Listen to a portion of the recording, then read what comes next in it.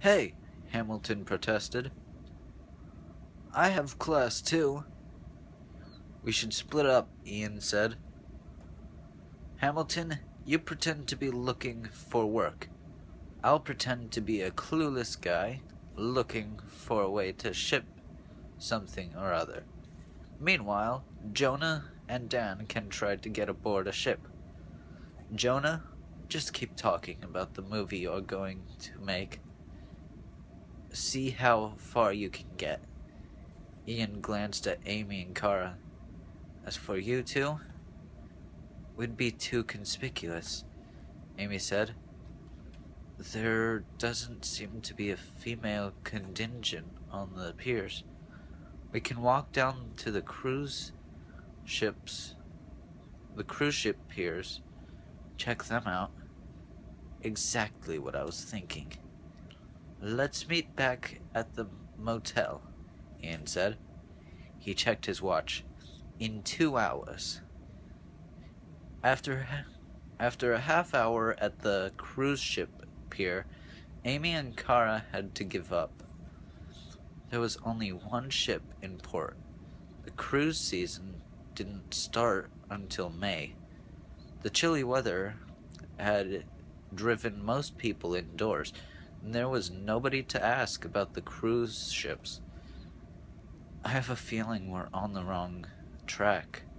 Anyway, Amy said, maybe the boys will have better luck. Kara shivered against the cold wind. What do you say we find some hot chocolate before we head to the pier? Amy didn't answer. She stared out at the wind-whipped harbor, thinking hard. We're making a mistake. Sending Ian to talk to dock workers? Disaster. What is he again? What is he after, anyway?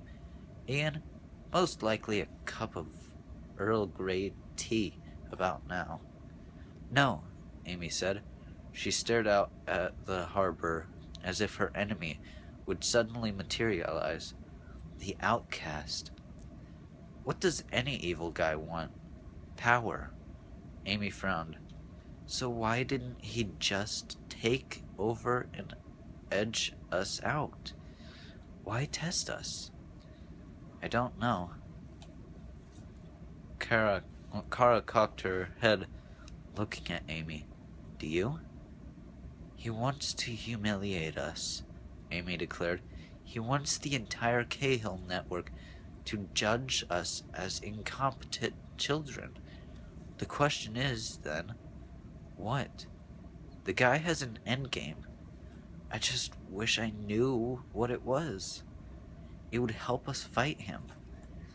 We have to get inside his head. The lives that might be lost aren't real to him. People are pawns in a game. Amy nodded.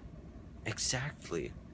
We saw today that it would be close to impossible to discover all the cargo that comes into this port. We could spend days, weeks, trying to investigate. Is that what the outcast wants? Well, yeah, Kara said. Isn't that the whole point? Amy shook her head. No. If he makes it impossible, it's not a contest. He has to impress the rest of the Cahills with his ingenuity. It's got to be ours. Can you think of any Cahill who would be impressed with someone who can plant a bomb on a ship or trigger some explosive cargo? I see your point, Kara said, a surge of excitement in her voice as she realized where Amy was going. Child's play for a Cahill. So it would have to be something interesting, some leap of technology or inventiveness, something to show the family that he's smarter than we are, right? Exactly. What if there wasn't a bomb? What if the ship itself was a bomb, just like in 1917? But there are no ships carrying weapons coming into port. We already found that out, that we know of. Smugglers? Kara said. Weapons trafficking? Amy nodded. But that leaves us worse than nowhere. That means hidden cargo, secret manifests. How could we possibly find it? Unless we happen to know a major arms trafficker. Right. But who would know someone like that? Kara's face flushed. I do. Sleet tapped against the steamy windows of the coffee shop. Outside looked blurry and unreal. Kara leaned in closer to Amy so that her voice wouldn't carry. When I was working for Pierce, he asked me to contact this guy, Atlas, she said. I didn't know why at first. I just had to find the guy. It wasn't easy. He had an email address that kept bouncing back. Fake IP addresses, servers. I was tracing it all over the place, from China to India to Sri Lanka. Finally, I tracked him down. That's when I figured out that Pierce was going for nukes. Pretty twisted, Amy said. Story of my childhood, Kara said crisply. Not my point. If I'd known who he was, I never would have found him for Pierce. Do you see what I'm saying? He is a nasty guy. The worst. He doesn't live anywhere. Always on the move. He's not one of those flashy types who has a legitimate business to hide behind. Just shell companies that don't really exist. So this guy is really connected to the weapons trade? He basically is the global weapons trade.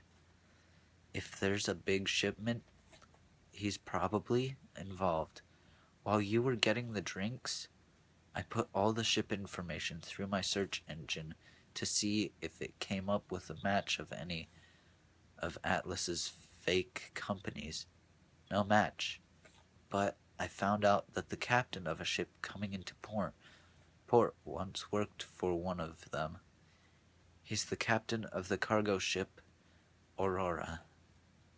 Do you think the ship might be smuggling weapons? Don't you? If we can get aboard the Aurora, Amy said, we might be able to find whatever it is that is going to trigger an explosion.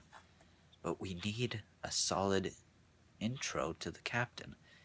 If we offer Atlas enough money, he might come and meet us. He always meets people face to face the first time.